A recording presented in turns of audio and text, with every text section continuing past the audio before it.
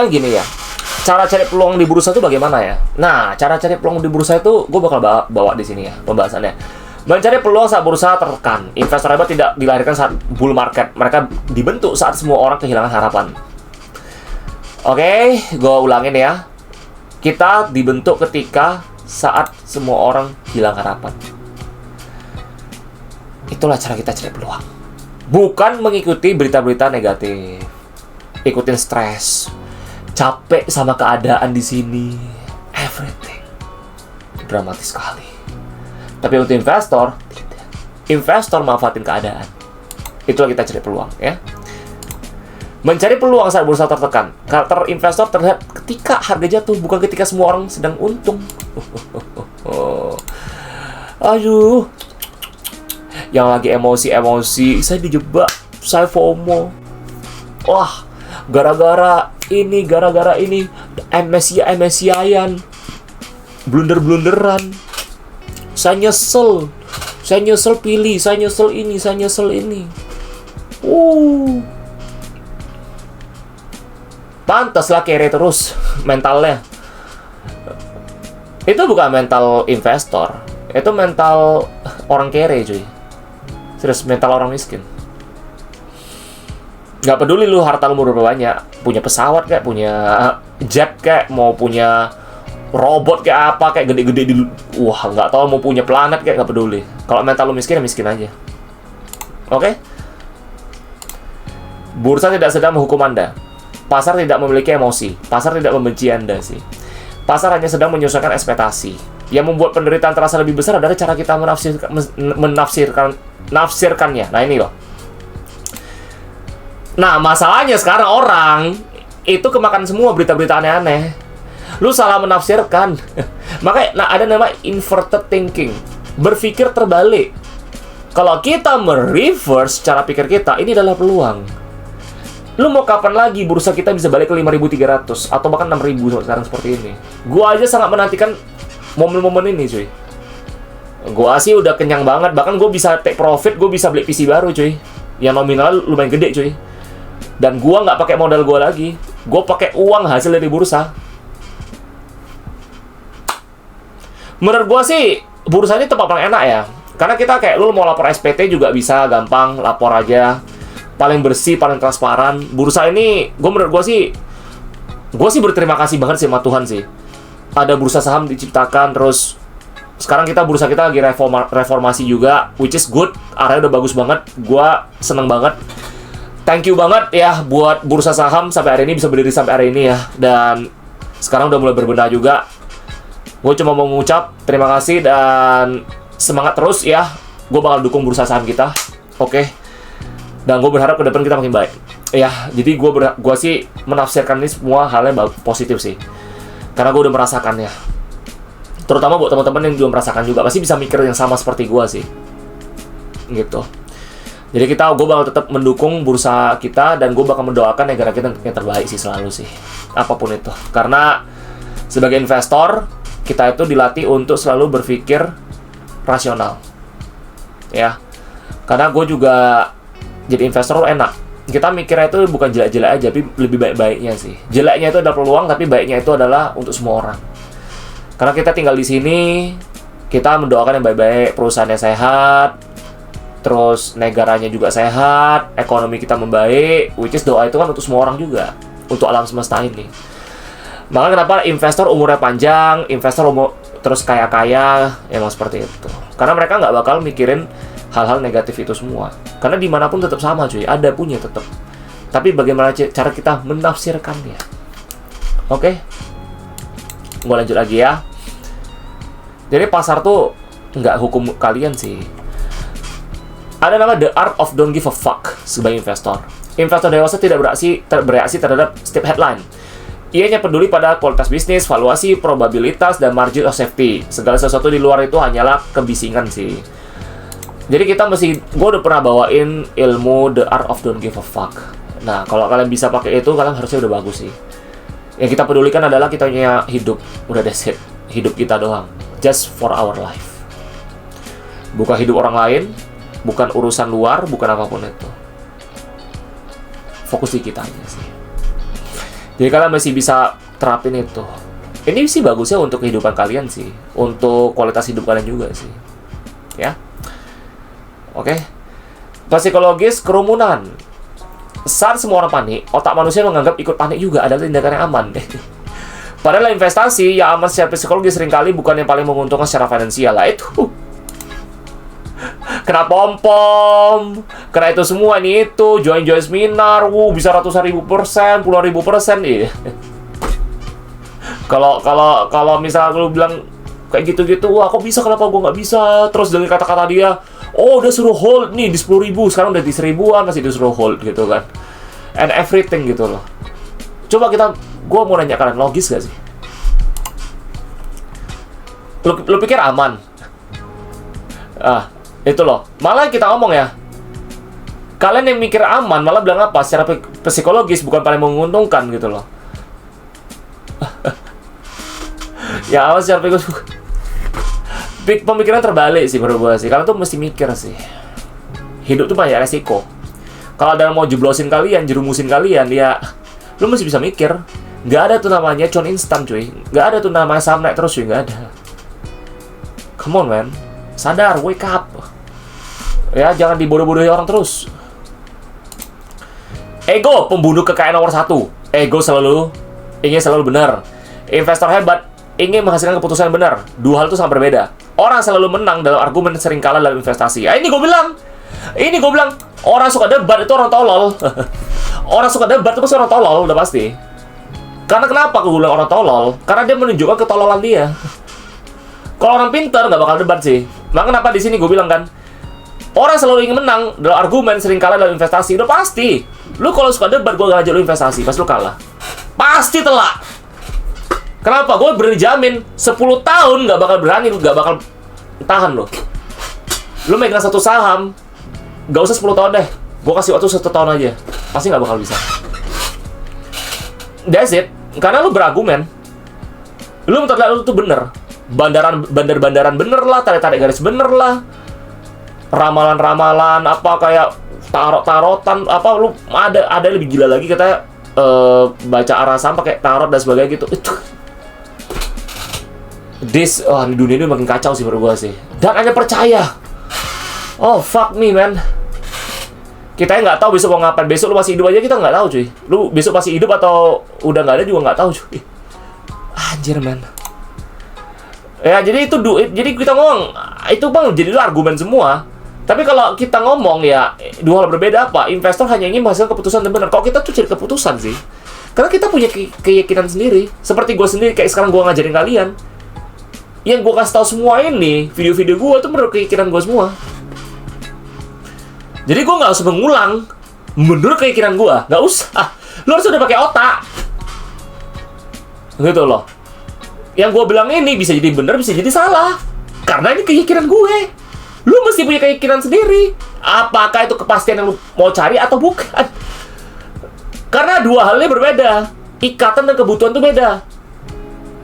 Gitu loh. Lu kalau punya ikatan itu namanya emosi, ego. Kenapa banyak orang gagal? Karena mereka punya ikatan sama uang. Kalau gua nggak ada ikatan sama uang lagi.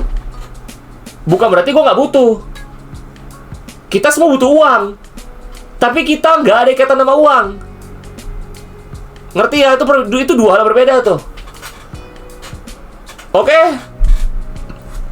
Alasan rezeki kita bisa lancar terus, alasan uang kita bisa berkembang terus, karena apa? Alasan gue yakin gue kaya raya, kenapa? Karena gue nggak punya ikatan sama uang. Jadi gue bisa leluasa membiarkan uang gue itu berkeliaran kemana-mana, bekerja sendiri mereka gitu loh. Uang itu bekerja buat gue. Karena gue nggak ada ikatan sama mereka lagi. Itu yang membuat rezeki orang lancar. Konglo-konglo ini semua itu juga nggak ada ikatan sama uang lagi. Maka rezeki mereka lancar juga. Good. Bahaya ingin terlihat benar ini. Sebagai investor membeli saham, sebagai lagi membeli validasi dari orang lain. Ketika keputusan dibuat demi menjaga citra, akal sehat mulai kehilangan tempatnya. Ini kebanyakan dari influenza sih. Influenza ini banyak banget seperti itu. Bener kan? Cocologi kita ngomong. Apakah salah? Enggak sih. Tapi ya nggak usah juga mancingin orang gitu loh.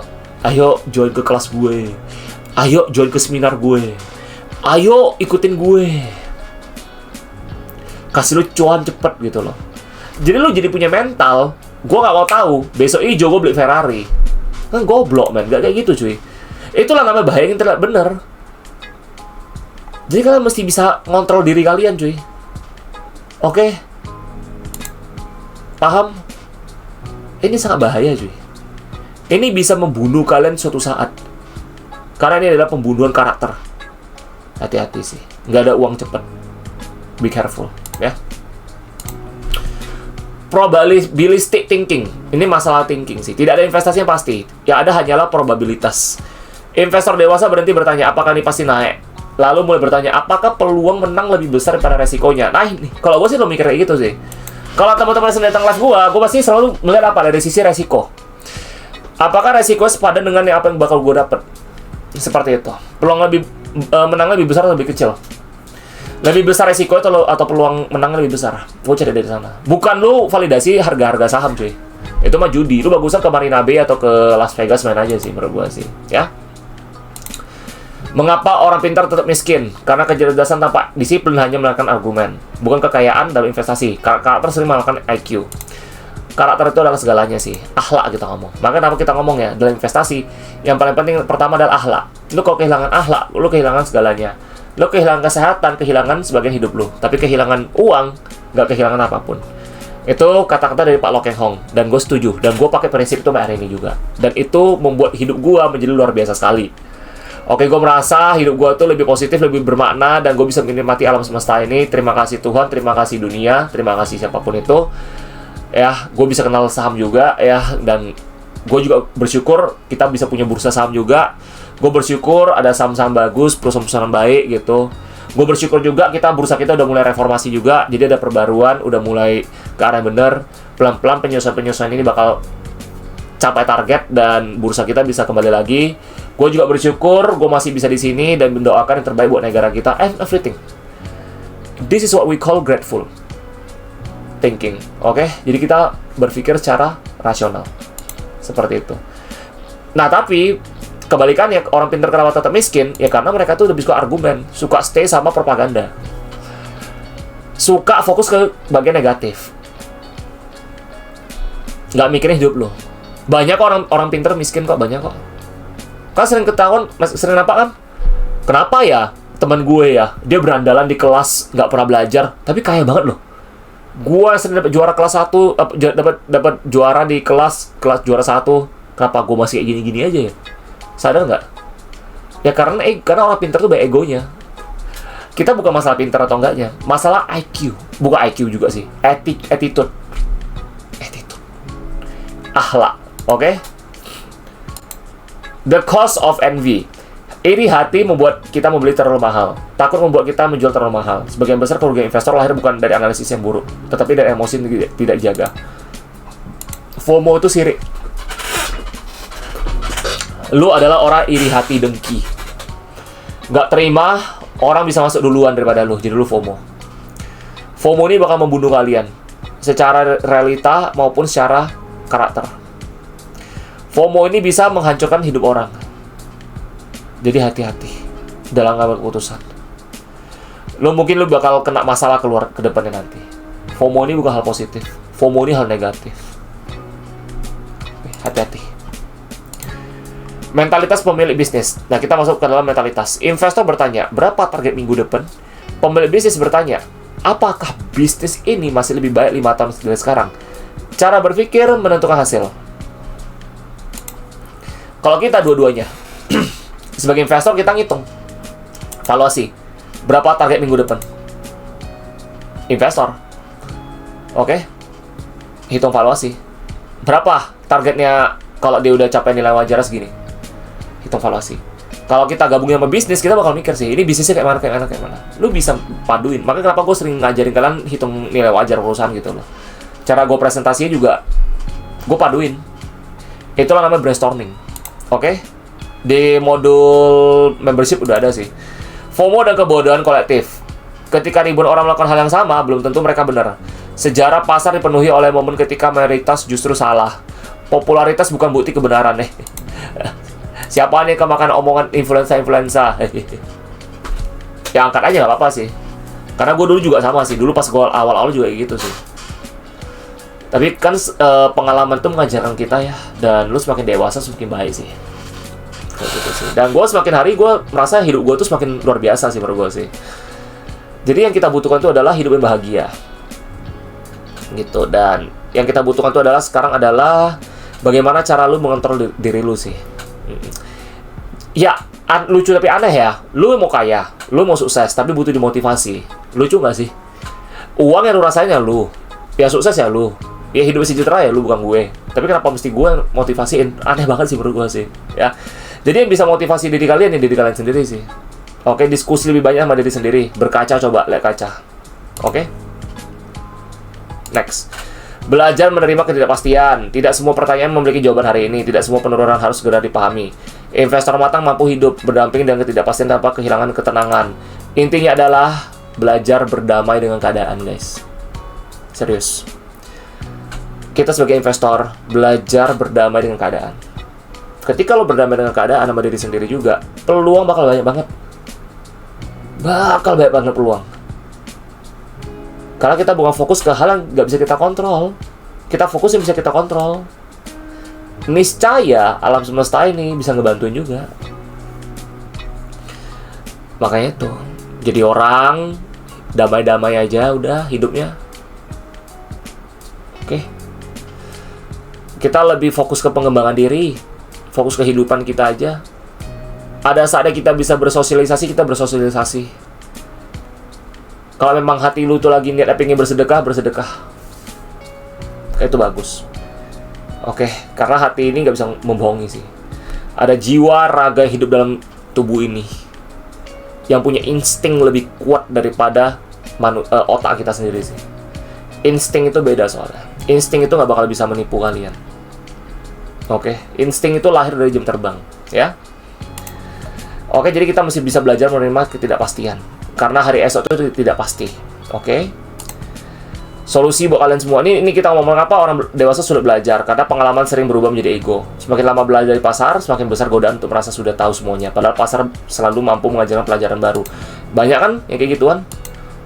Profesor yang aneh-aneh gitu. Ya kayak gitu. Mereka tuh udah nggak bisa belajar lagi karena ego. Karena mereka alamin jadi ego semua. Maka kenapa gue bilang gelar itu juga bukan segalanya sih. Gelar itu juga cuman kompetensi lu aja sih menurut gue sih.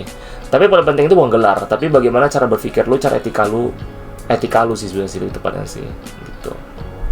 Nah, solusinya apa buat kalian semua? Saat pasar sedang tertekan, fokus pada kualitas bisnis, tingkatkan margin of safety, simpan likuiditas secukupnya, kurangi konsumsi kebisingan media, gunakan waktu untuk belajar dan memperbaiki diri. Karena kesempatan terbesar sering lahir ketika perhatian majority justru dipenuhi ketakutan sih. Jadi lo tau gak sih, kita tuh macam mata elang gitu loh. Nampak mangsa kita langsung nangkep gitu. Nah, kita tuh seperti ini sekarang gitu. Nah, pertanyaan apakah kalian bisa nerapin itu? Jadi solusi gue udah kasih juga. Tinggal kalian terapin aja sih. Oke, semoga ini bermanfaat ya, dan sehat selalu. Gue doain yang terbaik buat kalian semua. Buat negara kita juga semoga cepat recovery juga and everything ya. See you, take care, sampai jumpa, bye bye.